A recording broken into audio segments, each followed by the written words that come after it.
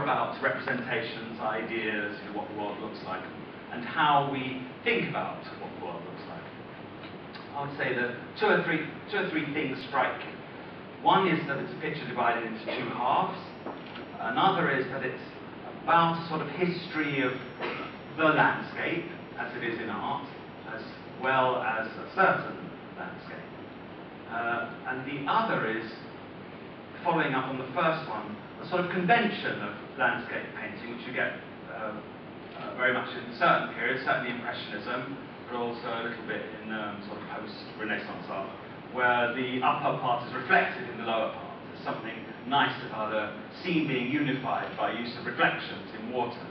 There's a lovely little Renoir in the National Gallery of a guy in a boat, very brilliantly blue sky, beautiful blue water below, and the boat's extremely yellow, and you've got this picture that in abstract terms is really blue threaded right way through, but in figurative terms is sky above, land below, water below.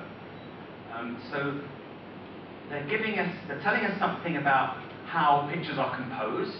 They're certainly telling us about the things that Jeremy was appreciating very directly, the weather, the fact that you're drawn into the scene by those tired trunks, a sense of space, the fact that we naturally, because we're culturally made that way, have rather romantic feelings about the landscape, but these, romanticism itself is a sort of lot of ideas put together, so we're really imposing ideas on the landscape of having those feelings.